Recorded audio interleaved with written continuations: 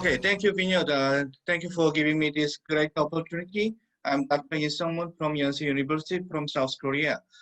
And this technique is inspired by Professor Daniele Macchioni, and I learned from this technique originally from him. And before him, the minimally invasive lateral tumor approach using the endoscope was introduced by Dr. Jack Manyang from France, and I also learned from this technique from him. So till now, 145 cases of skull-based lesion using transcranial approach was reported in the 6 disease category in the 13 reports, especially for the vestibular Schwannoma. But till now, less than 60 cases were reported. Sorry. Today, I'd like to share my experience about this too much, and already original technique was touched by the Professor Daniel Macchioni. So I just want to share very special modification and some very special application for this technique. In the transpromontorial approach was criticized by some doctors because this technique need to drill the cochlea to remove the tumor. So it takes a chance from the patient about the cochlear implant. So I try to remove the small tumor simultaneously with the cochlear implant. This concept is we can, in very small tumor, we can approach it using the not total transpromontorial, using the infrapromontorial, and then we can remove the tumor, and then we can do the cochlear. This concept we discussed with many doctors using this technique. Yeah, first case, I tried to the small intralabyrinthine tumor. The tumor is confined to the utricle. So in removing in this tumor, we can save the cochlea. So it's first case. Similar with intravascular schwannoma, removing the ossicle and drill the utricle, open the utricle, and we can easily remove the tumor. But tumor was confined only to the utricle, so we can save the cochlea. So after tumor removal, then I can insert cochlear implant electrode. But in the first case, finally, is a financial problem. I couldn't do the real cochlear implant, so just to insert the electrode dummy and for the future cochlear implant insertion. But the second case was really from the cochlear vestibular schwannoma removal plus cochlear implant. Yeah, this case, a small tumors confined only in the fundus area, and then I just I do the real vestibular schwannoma removal plus cochlear implant. This is a cochlear basal tone. I just removed hook lesion and cochlear vestibular junction. So, and then I met the tumor. The opening is very small because I want to preserve the cochlear mid-tone, apical tone, and half of the basal tone. So it's very difficult to remove the tumor, even if it's a very small tumor.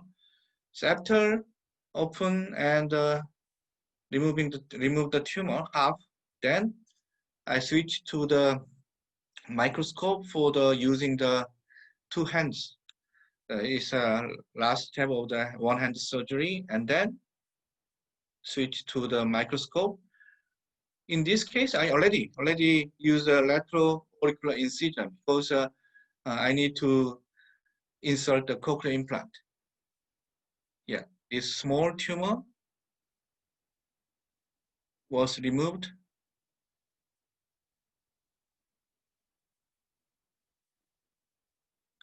Yeah, it's very difficult. And then this is a cochlear knob, and this is a facial knob. After plugging this opening using the surgical and some soft tissue like the tragal perichondrium. Then I perform the cochlear implant. This is a metal device, and then insert the electrode in the transcanal corridor. Yeah, I fixed this electrode using the bone dust and glue. This is a post-op CT scan and a post-op X-ray. You can see the electrode was inserted in the cochlea using the infrapromontorial corridor. Yeah, this is my series. And the second category was a very small facial lobe Schwannoma. This is my case of 49-year-old female with a facial lobe Schwannoma in the left side. You can see the tumor was in the intraocular canal plus genital ganglion area, and she had already grade 3 facial palsy. So we discussed about the many steps and patient, and I decided to remove the tumor and reconstruct his facial lobe using the Schüler lobe. Yeah, this is a surgical video. Tympanic segmentofacial lobe, and in this case, I used a transpromontorial approach.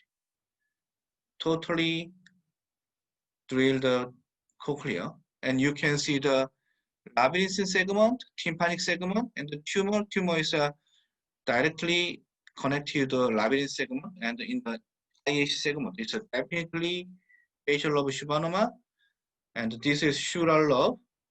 So connect to the IH segment and then labyrinth segment. In the past and user classically, we need to drill the whole the bone and open the very widely.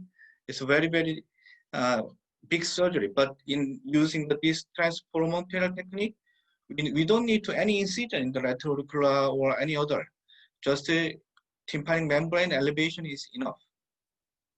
So and now I try to minimally invasive midcranial force approach. It's just my concept, and I just named this technique, not yet fixed, but it's my trial.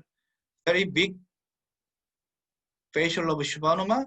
In this case, patient has very intact face, so he has no facial palsy. So if I remove total this tumor, he got the facial palsy. So I decide to just debulking in this cystic area and then do the gamma knife. So in this case, very small incision and very small craniotomy is needed, just 2 centimeters. So after dissecting the tumor and the middle temporal lobe, it's very cystic. So I just debulking in the cystic lesion, not total removing, because prevent the facial palsy. Incision and suck out the fluid, and then suck out the tumor content. But we don't know. We don't know how much removing the tumor inside. So we use the facial lobe monitoring plus endoscope. So insert endoscope into the tumor and then check the very inside, the very medial side capsule, then stop the surgery, and the patient face is very intact. Last case, so I can use only 2 minutes. So one modification, small vestibular Schwannoma, and her hearing was 40 decibel before surgery. After surgery, total removal plus 60 decibel hearing. So in this case also very small incision, small craniotomy, but very small lesion. I cannot where is where. So check the incus using the endoscope and drill the IAC and removing the tumor. So it's not endoscope approach, but using the endoscope plus microscope, we can make it more and more minimally. So it's this technique is just improving and improving. So not yet, but very promising. Yeah, this is the last step for the tumor removal. So post op MRI, tumor is gone, and incision tumor wound closure is a very small wound. Okay, I can stop my presentation here because the lateral sigmoid was already. Okay, thank you.